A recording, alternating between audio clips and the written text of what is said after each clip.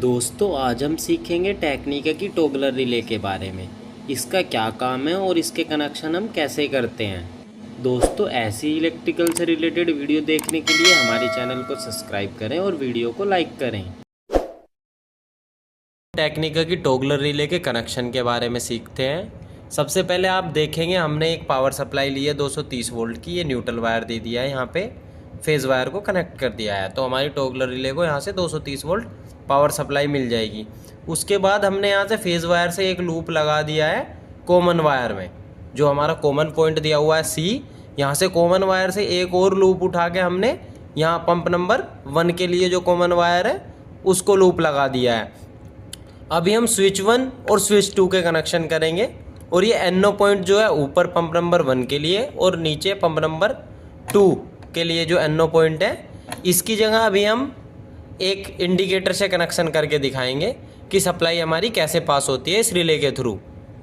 आप देख सकते हैं मैंने दो इंडिकेटर लिए हैं, एक येलो कलर का एक ब्लू कलर का। मैंने इन दोनों को न्यूट्रल वायर से कनेक्ट कर दिया है और फेज़ वायर अभी ओपन छोड़ दिए हैं दोनों इंडिकेटर के। तो अभी हम इन दोनों का कनेक्शन कर देते हैं टेक्निका के टॉगलर रिले में। दोस्तों अब हम समझ लेते हैं। सबसे पहले हमने न्यूट्रल वायर को कनेक्ट कर दिया है, इसके बाद हमने फेज़ वायर को कनेक्ट कर दिया है। फेज़ वायर को लूप करके हमने कॉमन पॉइंट में दे दिया है।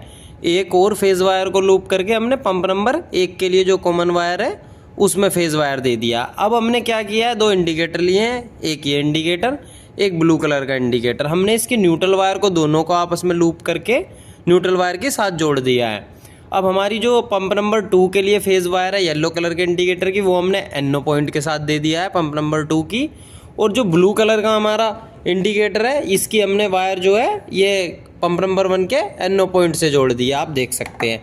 तो अब हम इसमें फ्लोट स्विच के कनेक्शन करेंगे और देखेंगे कि ये कैसे काम करता है। तो मैं फ्लोट स्विच के कनेक्शन कर देता हूँ। तो दोस्तों आप देख सकते हैं मैंने स्विच 1 जो है स्विच 1 पे फ्लोट स्विच को कनेक्ट कर दिया है। स्विच 1 की मैंने जो फ्लोट स्विच कनेक्ट किया है ये ब्लैक कॉमन वायर है, और ये मेरा NO पॉइंट है ब्राउन कलर का जो वायर है, ये मैंने यहाँ लगा दिया है। आप देख सकते हैं फ्लोट स्विच के अंदर कोई सप्लाई नहीं देनी है आपको। स्विच 1 में केवल कॉमन वायर और NO या NC पॉइंट जो भी आपको यूज़ करना है उसके अकॉर्डिंगली आप कनेक्ट कर सकते हैं। तो अभी मैं इस रिले की सप्लाई ऑन कर देता हूँ। इस रिले की सप्लाई ऑन करके देखते हैं ये फंक्शन काम करता भी है या नहीं। आप देख सकते हैं मैंने रिले की सप्लाई ऑन कर दी है। अभी रिले को 230 वोल्ट पावर सप्लाई मिल चुकी है। इसके बाद अभी जो मेरे दोनों इंडिकेटर हैं दोनों ऑफ कंडीशन में है, येलो कलर भी और ब्लू कलर भी। अब हम सबसे पहले क्या करेंगे, यदि ये तुम्हारी ये रिले जो है ये सम्प पिट में लगी हुई है, तो जैसे जैसे टैंक के अंदर पानी भरेगा तो धीरे धीरे फ्लोट स्विच ऊपर की ओर उठेगा। तो आप देख सकते हैं येलो कलर का इंडिकेटर जो है वो ऑन हो चुका है और पंप नंबर 2 का इंडिकेशन भी ऑन हो चुका है। तो वापस से जैसे ही धीरे धीरे पानी ख़त्म होगा, टैंक खाली होगा, तो ये पंप बंद हो जाएगा। तो अब इस कंडीशन में हम क्या करेंगे, जब दोबारा से टैंक भरेगा, अभी पंप नंबर 2 ऑन हुआ था, आपने देखा येलो इंडिकेटर ऑन हुआ था। अब दोबारा से जैसे ही पानी भरेगा धीरे धीरे फ्लोट स्विच ऊपर उठेगा तो पंप नंबर 1 ऑन होगा। पंप नंबर 1 ऑन हो गया है, आप देख सकते हैं ये ब्लू इंडिकेटर ऑन हो चुका है। एक बार और दिखाते हैं। मान लीजिए दोबारा से टैंक खाली हो गया है, टैंक खाली हो जाएगा तो फ्लोट स्विच फिर से नीचे चला जाएगा। अब मैं आपको फिर से दिखा देता हूं दोस्तों। अब मान लीजिए पंप टैंक के अंदर पानी भरा, पानी जैसे जैसे भरेगा फ्लोट स्विच ऊपर की ओर उठेगा। तो आप देख सकते हैं पंप नंबर 2 ऑन हो गया है। पंप नंबर 2 ऑन होते ही हमें पंप नंबर 2 के NO पॉइंट पे सप्लाई मिल गई है जहाँ हमारा येलो इंडिकेटर जुड़ा है। अब जैसे जैसे टैंक खाली हो जाएगा फिर मेरी सप्लाई फ्लोट स्विच के नीचे जाते ही बंद हो जाएगी। अब फिर से टैंक भरेगा तो फिर से पंप नंबर 1 ऑन होगा।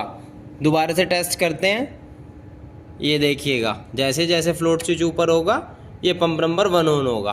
तो इसका मतलब ये है दोस्तों कि हमारी जो टेक्निका की टॉगलर रिले है ये हमारी एक ही फ्लोट स्विच से दो सम्पंप या कोई भी पंप को सीक्वेंस वाइज ऑन करवाती है। यानी कि एक बार फ्लोट स्विच उठेगा तो पंप नंबर 1 ऑन होगी और दूसरी बार फ्लोट स्विच उठेगा तो पंप नंबर 2 ऑन होगी। दोस्तों आप देख सकते हैं जैसे ही हमने स्विच 1 के कनेक्शन किए, ये फ्लोट स्विच नंबर 1 के कनेक्शन किए हैं, इसी प्रकार से दोस्तों आप देख सकते हैं हमने फ्लोट स्विच नंबर 2 के कनेक्शन कर लिए हैं ये स्विच नंबर 2 पे। तो अब इसकी हम वर्किंग समझेंगे। सबसे पहले हम इसकी सप्लाई को ऑन कर लेते हैं दोस्तों। सप्लाई हमारी ऑन हो चुकी है।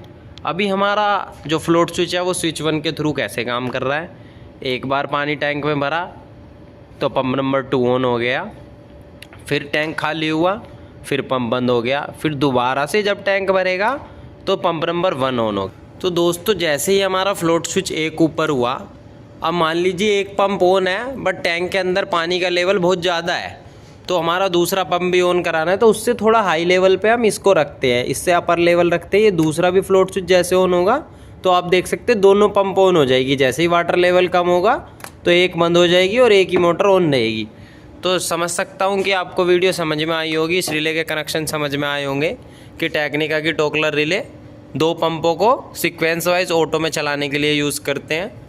यदि आपको वीडियो अच्छी लगी हो तो वीडियो को लाइक करें और चैनल को सब्सक्राइब करें।